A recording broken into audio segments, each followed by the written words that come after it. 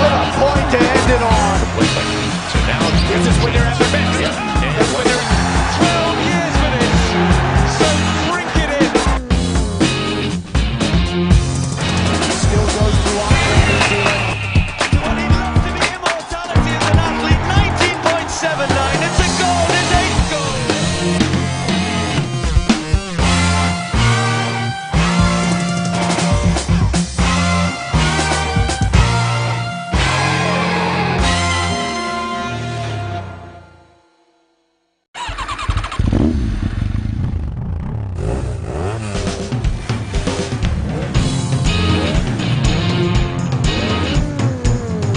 From the line across the ocean to the land beyond the mountains, through the Sahara, we bring on sport news, live analysis, expert discussions on trending stories in politics, business, socio-economy, sports, and documentaries.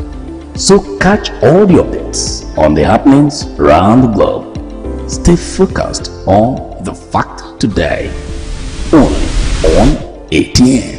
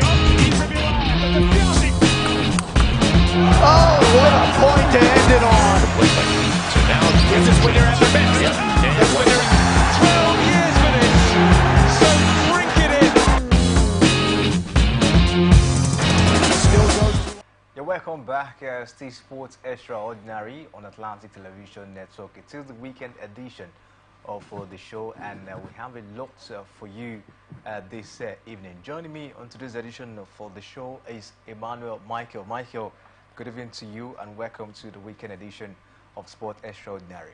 Yeah, good evening to you, Kingsley, and good evening to our viewers. They're always a pleasure talking sport with you. All right, let's quickly move on as we take a look at the Basketball African League. It promises to get down tomorrow in South Africa. This year's Basketball African League kicks off in Sunbet Arena, marking the first Basketball African League a game to be played in South Africa and the debut of a new conference. Tomorrow, the fourth season of the Basketball African League will tip off in Pretoria, South Africa. The continental event, jointly organized by the NBA Africa and World Basketball Body FIBA, has quickly established itself as the highest level of basketball competition in Africa. In a bid to keep raising the bar, there is a notable expansion. And when the 2022 Basketball African League runner-up Petro de Rwanda plays first-time Basketball African League participant Morocco's FUS Rabat basketball team, it will not only be the first Basketball African League game to be held in South Africa, it will also be the first game played in a new conference. After 2 years of placing the 12 qualifying teams into 2 conferences, Sahara and 9, the league now has a third conference, which is the Kalahari Conference. Now, in addition to the 2 teams kicking off for the season, the Kalahari Conference include the home team, Cape Town Tigers, and the first team from Burundi to participate in the Basketball African League, Dynamo Basketball Club. For the 4 teams in the Kalahari Conference, Dynamo had to grind its way into the final 12 of this year's Basketball African League, only making it into the Elite 16 qualifying competition as a wildcard team and winning a crunch time game against Tanzania Pazi Basketball Club to clinch its spot. The stakes are much different, for Sahara Conference team River Supers.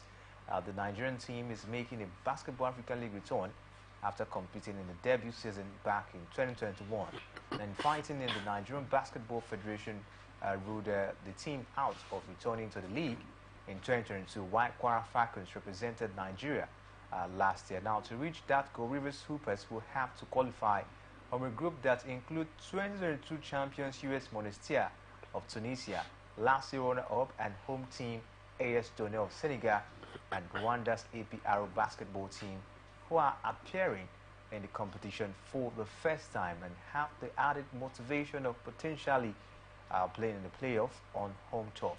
All 4 automatically qualified teams will fight for seeding during group games at the Dakar Arena in Senegal capital city from May 4th to May 12th. In between the Kalahari and Sahara Conference group games, the 9 conference games will take place from April 19 to April 27 inside Cairo Hassan Mustafa Indo Sport Complex. And the conference include Basketball Africa League defending champion home team Ahali, consecutive participants City Oilers Uganda and 2 first-time Basketball African League contenders, Ahali Lille from Libya and the Central African Republic Bungu Sporting Club, of course, will also make their debut in this one. Now, in an expanded format, 48 total games will be played in this year's Basketball African League across 4 months and 4 countries, and the final playoff round will return in the BK Arena in Kigali, Rwanda, late in May. Michael, what do you make of the Basketball African League at this time around? For me, I think it's one thing. It's an expanded edition of the Basketball African League, which for me I think is a nice idea because it's going to give basketball fans all across Africa and beyond the opportunity of actually, getting closer to the action, because we start out there in South Africa, Pretoria, before heading down to Rwanda, in Kigali, down to Senegal as well. So I think it promises to be a mouth-watering encounter. We are seeing some teams as well making their debut appearance. We also have some teams who have also gotten a wild card entrant that will be making a wild card entrant in this very one. So I think generally it is an expanded edition of the Basketball African League, and of course for the fact that it has been expanded, expect to get more followership, expect to at least up the tempo and also make it worthwhile, because there's a whole lot that is at stake in this very one, because it will be more competitive compared to the previous one where the teams are limited. Now that it has been expanded to about 40-something countries, I think most of the teams who are traditionally known for their prowess, for their strength when it has to do with the Basketball African League, the likes of Al Ahly of Egypt, Petro de Luanda, and the rest of them out there, will be very, very wary this time around. Because why? There are new teams that is coming into the fray, and of course, you know how difficult it could prove for you to play an opponent who you know nothing about, because it is very easy for you to play an opponent that you are familiar with, familiar foe in quote, but then when you are locking horns against an opponent that you barely know about, it could prove very, very difficult for some of these traditional African clubs in the basketball that is making their appearance so far. So I think for me it's going to be an exciting one because it's an expanded edition. Secondly, because it's going to take place in 3 different African countries. It means, what this means is that the action is being taken closer to the fans out there. Unlike when it is being hosted in one country out there, other basketball fans all across Africa and the world might not get to feel the first-hand, excitement of what the Basketball African Leagues looks like. But whether you are Senegal, whether you are Rwanda, I mean, you are going to feel the action, because definitely we touch down there. So I think for me, it's a massive idea, massive improvement, and of course, you expect to get more sponsorship, for the fact that it has been expanded. Many, firm, many businessmen and women, many sport enthusiasts out there, especially basketball followers as well. Too many brands out there will be coming to put their money in it. Why? Because it's a very, very big and a large, competition out there. So I think for me, it's a way forward for African basketball. And of course, if we continue, in this platform, I tell you, definitely whenever any African basketball team goes out there to the world to compete in one basketball event or the other, then we will definitely hold our head high, because we know that they are going to go out there to make Africa press. So for me, in all, I think it's going to be a massive championship. It's going to be a massive championship. Talking about the Basketball African League, of course, it comes up tomorrow. And River Supers, of course, will be looking forward to see if they can compete favorably this time around. Michael, River Supers are in a group of deaths where they have the likes of APR of Rwanda, AS Douanes of Senegal, and as well US Monastir, former champions of Tunisia. And first of all, let's take a look at the preparation of River Supers ahead of the Basketball African League. I think the past 2 or 3 days we've seen them, get some couple of players. I don't know what you make of the addition and as well the preparation of the team ahead of the competition. Yeah, for me, I think Rivers Hoopers, fondly called the Kingsmen. I think if you look at the way they've gone about their preparation so far, I think you will say it's very, very commendable. First, it started off when they actually won the Nigerian basketball league that just concluded here in Port Harcourt.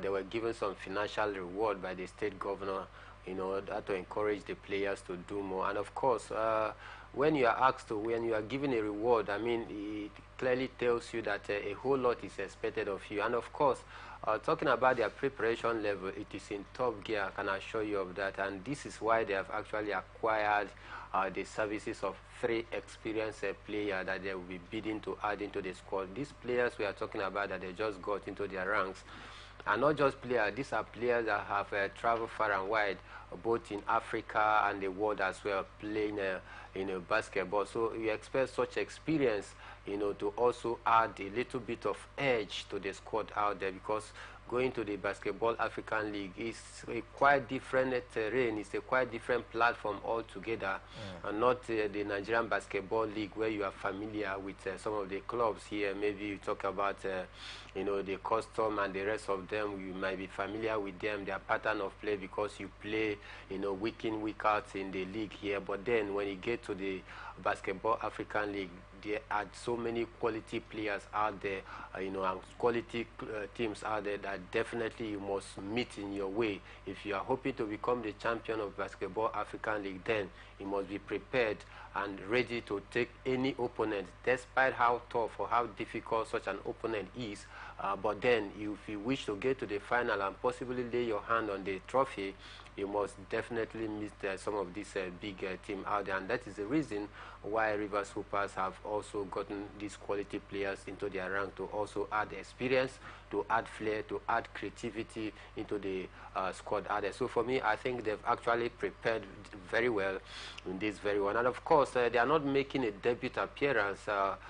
For purpose for the emphasis of purpose as well, because they've made twice appearance. If they go this time around, it's going to make it the 3 times they will be appearing in the Basketball African League. So if you add the 2-time experience they've actually garnered playing the Basketball African League, now I think that is an added advantage for them compared to some of them who are making their debut appearance, or some of those teams as well who got the wild card entrance as well. So I think they are very much prepared, but let's hope that indeed this high confidence that has been reposed on them by the state governor and basketball fans all across Nigeria, that they are going to pay us back with a good outing there. I hope that, of course, Rivers Hoopers will make Nigerians, proud, at this point in time, in the Basketball African League. Let's keep our fingers crossed and see how, of course, the Basketball African League will look like this time around. And lots, of course, to expect from the league. But let's stay away from that as we take a look at the All-African Games in Ghana. Now, as the 13th African Games officially begins today in Ghana, attention, of course, will be on Team Nigeria to continue their impressive performance among the 53 countries at the Games, having featured in all the editions since its inception in 1965. The Games will hold in Ghana till March 23rd across 3 cities, Accra, Cape Coast and Kumasi. For this year edition, there are 358 Nigerian athletes vying for medals in 25 sports among the 23 main events and 7 demonstration sports in Ghana. And some of the events such as athletics, badminton, cycling, boxing, swimming, table tennis and triathlon will serve as qualifiers for the Paris 2024 Olympic Games. Events like table tennis, badminton, cricket, football started before today's opening ceremony. In the history of the Games, Nigeria has usually impressed and are second in the overall medals table behind Egypt with 1,336 medals comprising of 470 gold, 428 silver as well as 428 bronze, and expectations are high about sustaining the momentum in Ghana. Michael, it's all about the All-African Games. All eyes are on Team Nigeria as it is. The game officially kicks off today. What are your expectations from Team Nigeria? I'm beaming with a whole lot of confidence, and my expectation is very high. Looking at the in the All-African Game, I think for me, if you go back into your archives, you then discover that Nigeria have actually carved a niche for themselves when you talk about the appearance and the trophies won so far since the inception of the All-African Game, which dated back in 1965. Nigeria is the second most successful country in the history of the All-African Game to win, laurels out there. They've actually amassed a total of 1,326 medals in all, including 470 gold. I think for me that is very, very massive. Then if we must bank on this record, then you expect Nigeria to be, flying high in this year's All-African Game, because the record has it that we have never missed any edition. We weren't just going there any year to just go and answer present. We always go out there and we come back with a flying color, and that is why we are the second most successful country in the history of the All-African Game to amass laurels out there. So for me, my expectation is very high, and there are some areas as well which we are more strong. Maybe you call it the area of a comparative advantage that you definitely have Nigeria to at least recoup or amass a lot of medals. When you talk about wrestling, yeah, that is our area of strength. We will definitely amass one or two, laurels out there. We talk about athletics. That is another area where we will certainly lay our hand. Table tennis as well, not left aside, because we've already seen two players, of Young Edem and Haruna Quadri already. They have also gotten medals for themselves as well. So I think Nigeria, the expectation is high because of the rich history that we have when you talk about the All-African game. In fact, if we were to liken Nigeria participation in the All-African game to Formula One, where a certain Ferrari is always given what they call legendary appearance or legendary fee in the Formula One. What this means is that the total money that is recouped for every Formula One year, 5% goes to Ferrari, because like they say, Ferrari is Formula One and Formula One is Ferrari. You know, they have been able to build this legendary status for themselves that since the inception of the Formula One, they have everly been present out there, and that is what Nigeria represents when it comes to the All-African game. We should be given that legendary fee because of the history that we created for ourselves. So I think I'm very, very much confident that truly Nigerian contingent is going to go out there and make the country proud, and possibly come out top as at the medals log at the end of the whole Mundial. Will it be easy for Nigeria to come out top? You have countries like Egypt, you have Ghana, the host country, others, Tanzania, and the rest of them. Will it be that easy for Team Nigeria? Keep our fingers crossed. Already we hear Nigeria, of course, they've only amassed 2 medals, 1 bronze and 1 silver. I look forward, of course, to see more of those medals, coming up, for Team Nigeria. But let's start away from the All-African Games as we take a look at tennis. Emma Raducanu earned a 6-3 win against qualifier Rebecca Masarova in the first round at Indian Wells. She struggled on her serve at times, but won the second set to book a meeting with Ukraine's Diana Yemstrenka in that one. Of course, she earned her first win, in this particular one. What do you make of it, Emma Raducanu, after so much, trouble and setbacks? For me, I think this might be a pan in the flesh for me, because she hasn't been very, very consistent over the years. Winning only 2 major titles out of the 6 that she has actually participated. Not good enough, though. You might also cut her some slack because of the fact that injury definitely has blighted her performance on the court out there. But then, no thanks again to her, to her frequent changes of coaches every now and then. In the last 4 or 5 years, if my memory could serve me right, she has been able to change about 5 coaches out there. And for me, changing coaches every now and then, you can't get the best out of some of these coaches. They might have a lot to offer to your game, to add more flair and to add more quality, more skills to your game. But when you are not giving the coaches the chances for them to stay long with you and give you some of these techniques and tactics out there, then you are going to miss the best part of that coach as well. So I think frequent changes of coaches and injury as well have also hampered her progress so far. But then getting this victory, for me, I think, like I said earlier, it might be a pan in the flesh. Only when I will be convinced is when she actually replicate this in her next match. Maybe 3 or 4 matches, she should show that consistency before I can actually take her serious. But for now, Emma Raducanu, let her enjoy the moment of this victory. Let her enjoy the moment of this victory, because we don't know what will be in the second, what will happen in the second round of the competition. Yeah. All right, since talking about the Indian Wells, Rafael Nadal has pulled out of the Indian Wells. And this time around, he was supposed to be in action today, but he actually pulled out of the event. Nadal, who is 37 years, made his long-awaited return at January's Brisbane International after almost a year out with injury. However, the Spaniard sustained a hip injury at the tournament, which ruled him out for the Australian Open. Nadal played an exhibition match against Alcaraz on Sunday, but said he is not yet ready to play at the highest level. Not yet ready. Michael, what do you think that statement could mean? Is it that the injuries, is he having the injuries problem, or maybe not fully fit? to play?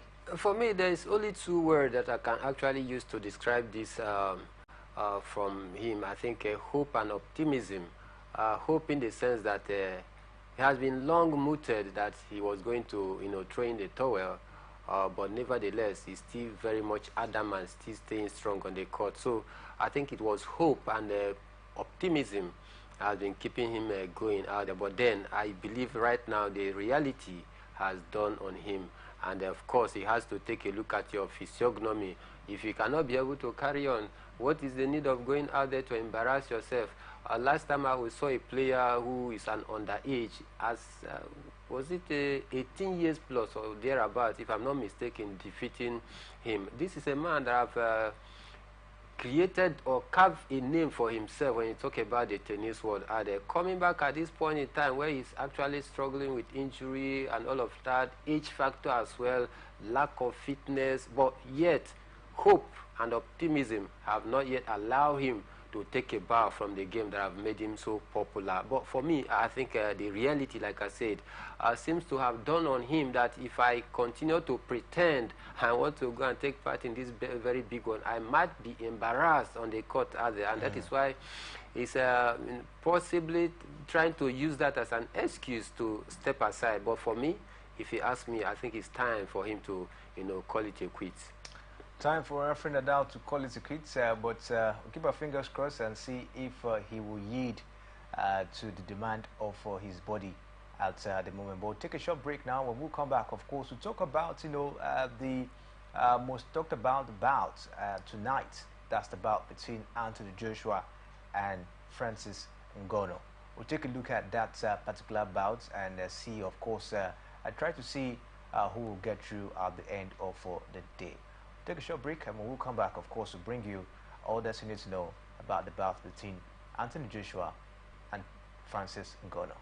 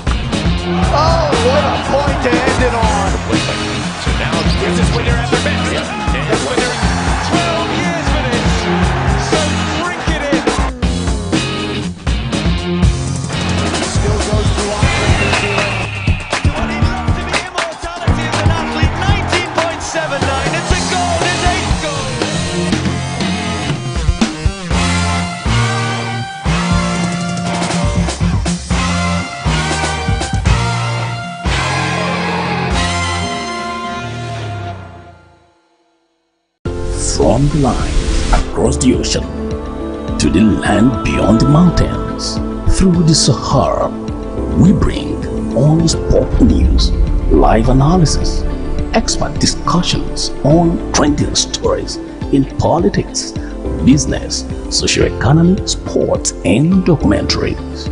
So catch all the updates on the happenings around the globe. Stay focused on the fact today. Only on ATN.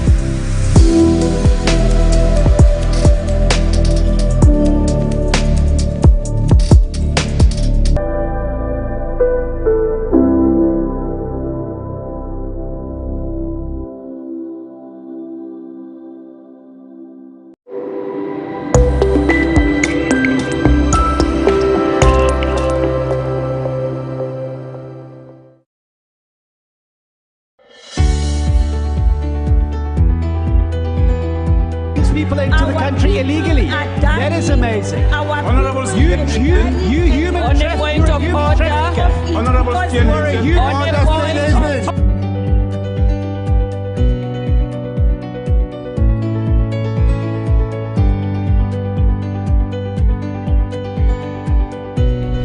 on them.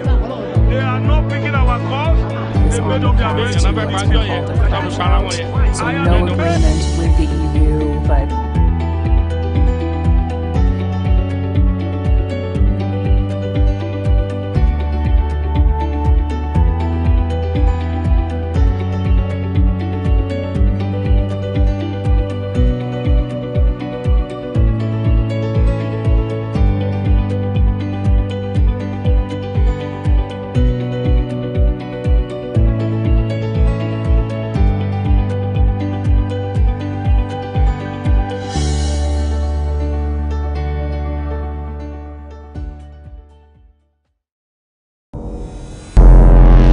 Every day, our lives are changed by history, We are one people. All of us. leaders, politics, Nobody's ambition is what the blood. I have fought very firmly. natural occurrence, war, and the world economy. I belong to everybody and I belong to nobody. ATN covers it all on ATN Politics today.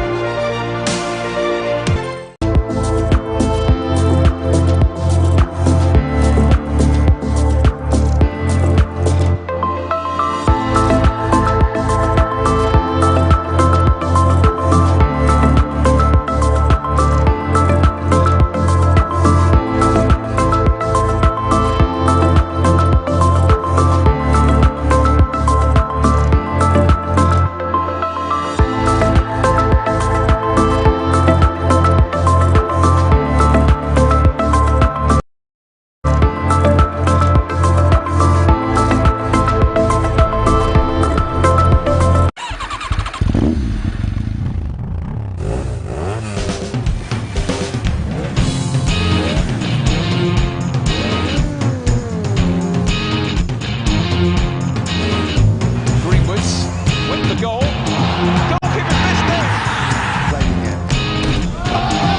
Fight for him. He does a right hand and down goes straight away. You're welcome back, Steve Sports Extraordinary on Atlantic Television Network, and of course we have a lot for you, especially the boxing bout tonight between Anthony Joshua and Francis Ngannou. And talking about the bout, Francis Ngannou would take a massive weight advantage into his fight with Anthony Joshua.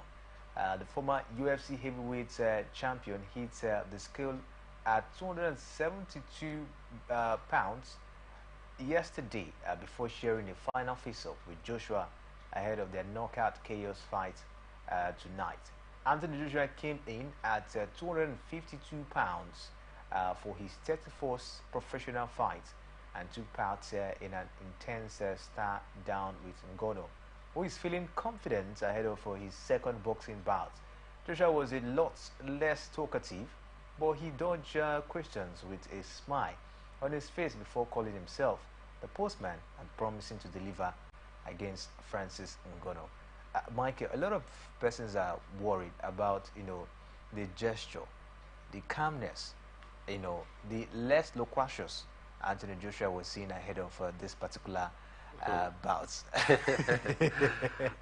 For me, I think it's very, very strange of a boxer for Anthony Joshua to be very, very quiet. But then looking at the history and track record of Anthony Joshua, is not that kind of a boxer who always come to the media to take a media towns and make all of those big mouth statement out there by trying to throw tantrums against his opponent. No. Anthony Joshua is not that kind of fighter.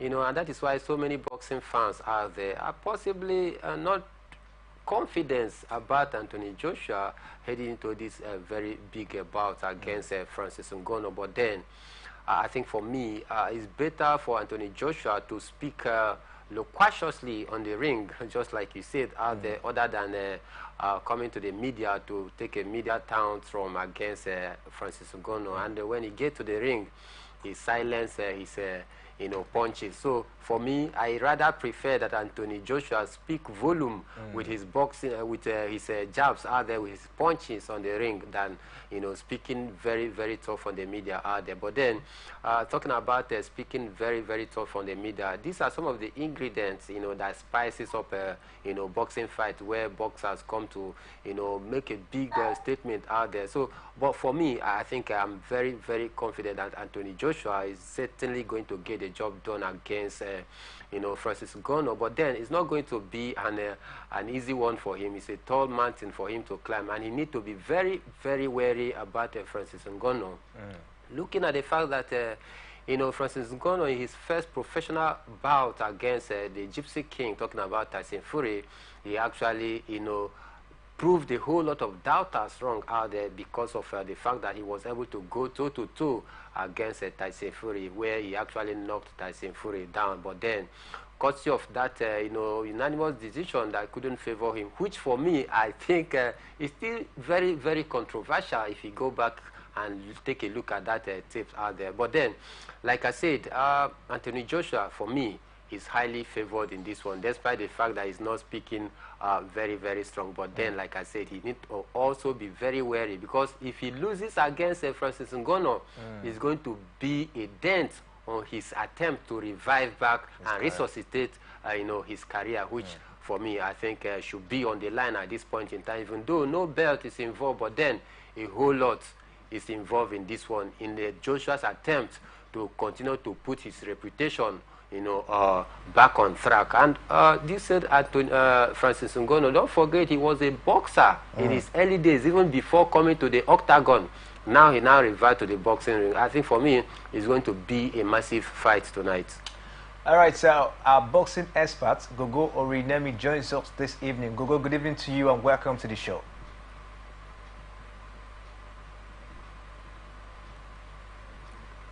Hello, can you hear me? I can hear you now. Good evening to you and welcome to the show.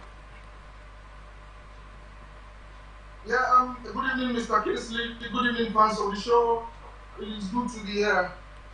All right, Gogo, let's move straight. What do you make of the bout tonight? Ahead of this one, we hear that Francis Ngannou has more weight, than Anthony Joshua in this particular one. Do you think that might be, as an advantage for Ngannou?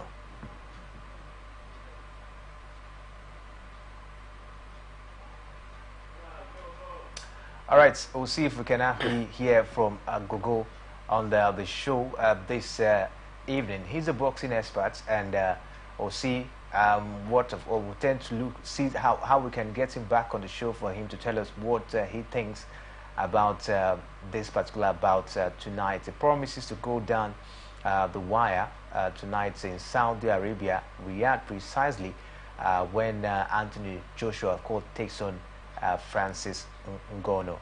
All right, Michael, we talked about the weight issue. Ngannou will be going into this one, with more weights than Anthony Joshua. What do you make of the weights? Do you think it has a means of, helping Francis Ngannou in this one?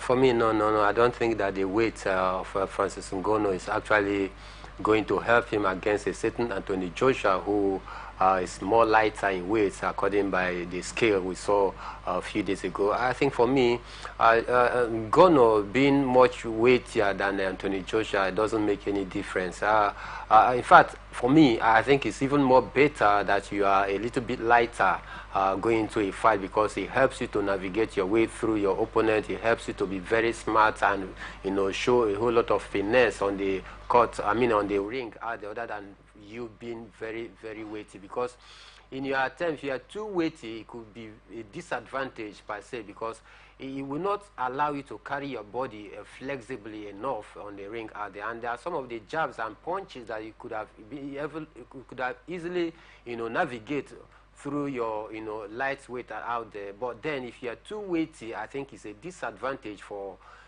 Francis Ngannou. But for Anthony Joshua, I think it's an advantage for him, if you ask me, because he's going to use that lightness to his own advantage, and also able to make a good footwork out there. Of course, if you are too heavy on the ground, you can't make a proper footwork on the ring out there. So I think the weight loss for Anthony Joshua is a very good one for him, heading into this very big bout against Francis Ngannou. We've seen some fighters in the past out there who, when you talk about weight, they may not weigh that much, but then when they get to the ring, they use their smartness and their flexibility to have the better of their opponent. We've seen that in Bash Ali, we've seen that in Muhammad Ali, who is one of the greatest boxer of all time. We saw that in Iron Mike Tyson, and to mention but a few, even George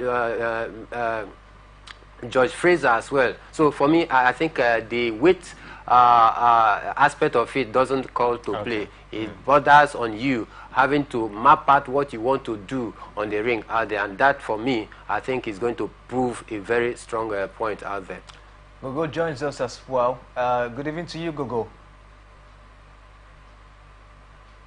Sorry for the haphazard network, but good to be here. All right, so very happy to have you. Tell us, what do you make of this bout tonight? The bout between Anthony Joshua and Francis Ngannou. Anthony Joshua versus Francis Ngannou, I would say it's a very good fight in the heavyweight division. Anthony Joshua is the one literally carrying the heavyweight division right now, especially with the injuries sustained by Tyson Fury. It has made it even more difficult for the division to come alive. And what Anthony Joshua has had to do now is to carry boxing on his head and ensure that the division keeps going forward. Now, definitely we're going to see him split very soon. But as it stands right now, the fight to watch in the division is Anthony Joshua versus Francis Ngannou. The bout makes a whole lot of sense because this is, even though it's Ngannou's second fight in boxing, he's a champion in UFC, in mixed martial arts. So translating that his CV into boxing and the way he did in the first fight against Tyson Fury, it made a whole lot of boxing fans out of him. Yes, he lost, but on the night, I would say he actually won fans over. So coming into this fight, he's coming in all smoke, having all the gift of gab, making a whole lot of noise about it. And you can get where his confidence is coming from. In his own words, he believes his chin, his punch is better than Anthony Joshua, and anything he does against him, he's going to hurt him. But Anthony Joshua is the professional boxer here, so I believe AJ should take him to school comfortably.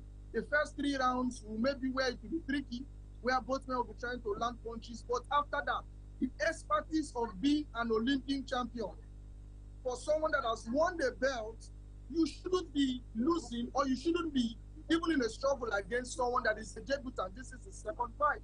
So I would say, as good as Ngannou is, he's supposed to be no match for Anthony Joshua.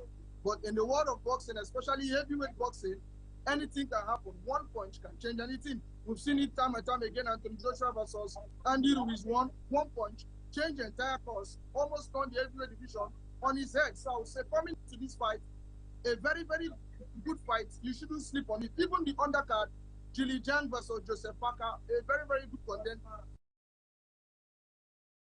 This fight, and you face the winner of Tyson Fury and Alexander Usyk 2. You don't want to sleep on your bike on that thing.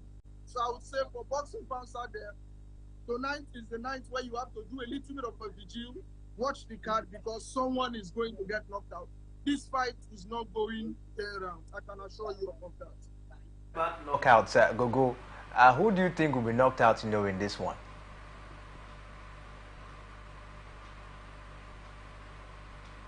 It is not a thing of bias. It is a thing of boxing carefully straight. Anthony Joshua knocks out Francis Ngannou under 6th round because he is in a better condition. Yes, Ngannou looked very shredded, but Ngannou is not used to heavyweight boxing.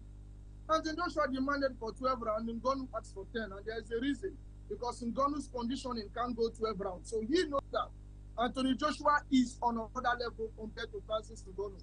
So when you get in the ring, you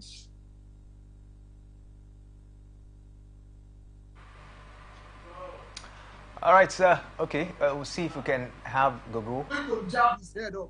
You want to see a jab first? Look at Anthony Joshua versus Andy Ruiz too. Anthony Joshua is one of the best jabbers in the division.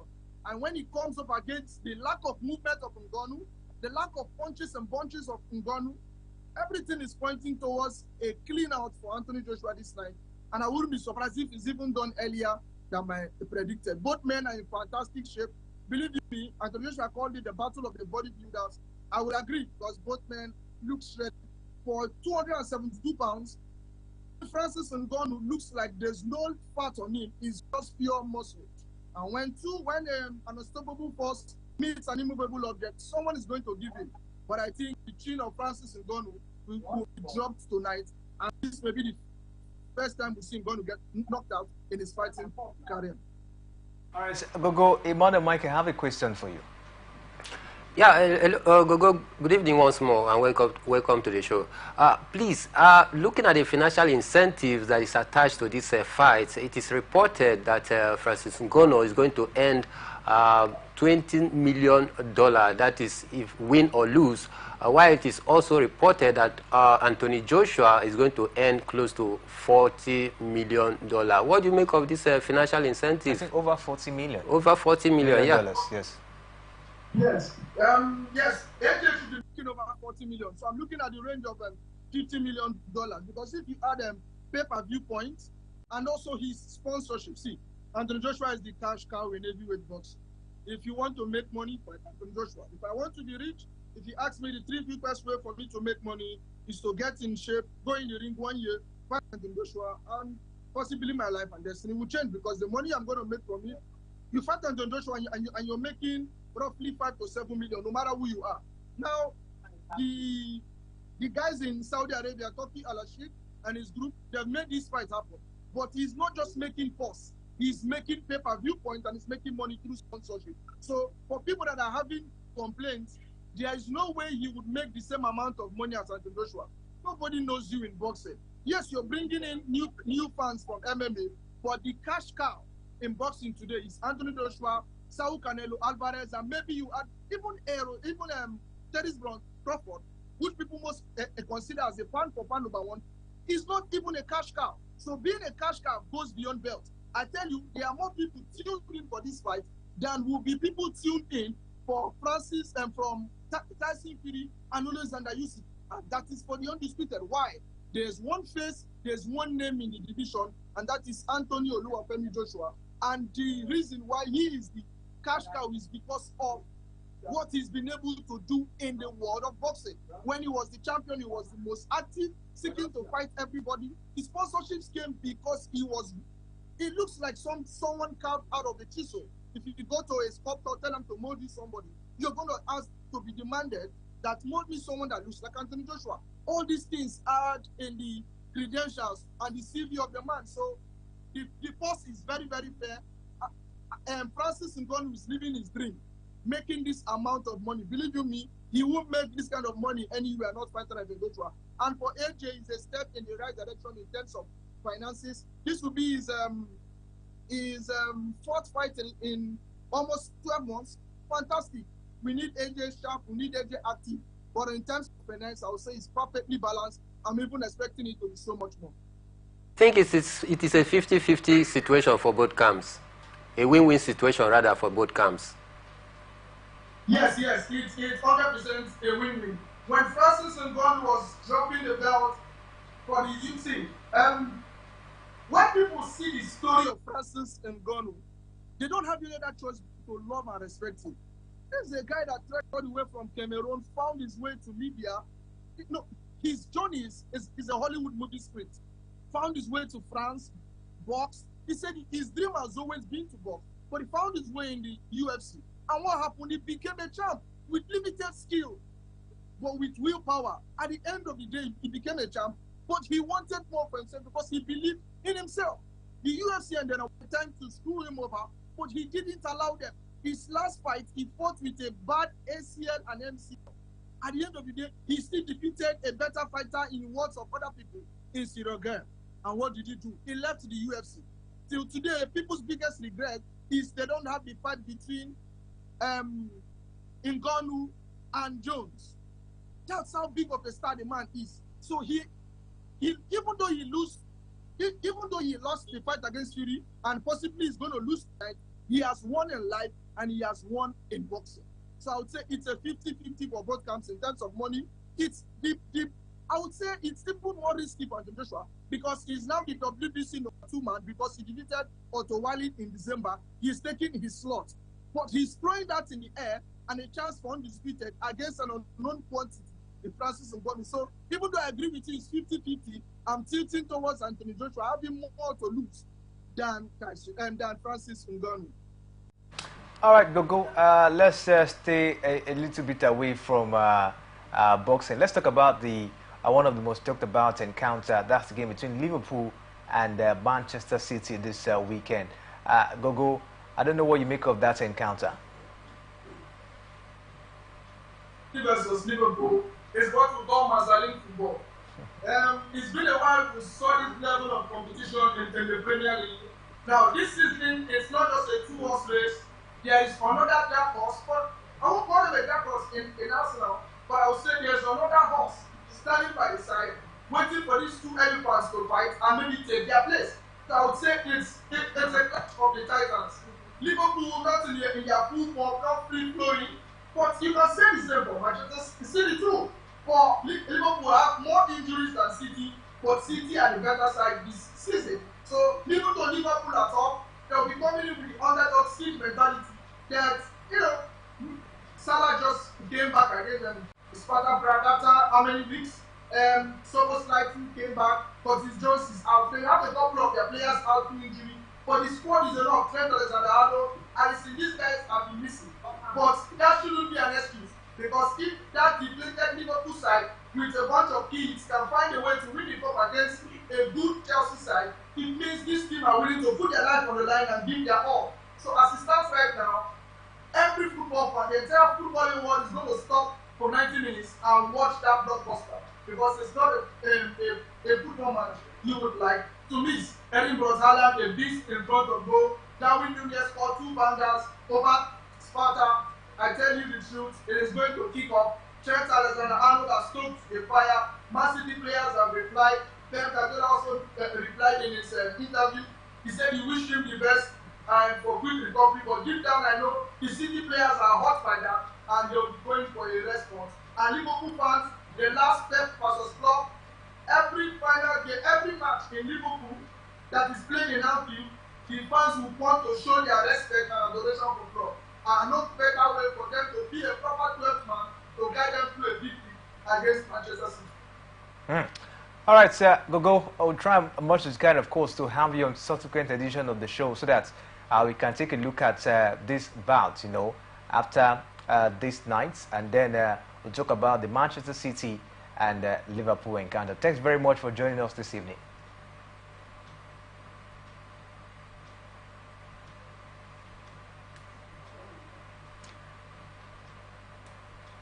Okay, thank you very much, Gogo. Michael, we have to call it a wrap. Our time is up. It's really been an impressive time this evening. Sure, it was an interesting time talking sports always. Of course, I'll keep our fingers crossed and see what comes up. Will Francis Ngannou take down Anthony Joshua, or Joshua, of course, continue to resuscitate his career by winning Francis Ngannou tonight? We'll keep our fingers crossed and see how that bout, of course, will turn out at the end of the day. But at this point, we'll call it a wrap on the show. Don't forget, peace and unity, all the pathways to progress. My name is Kingsley Emmanuel. Thanks for watching.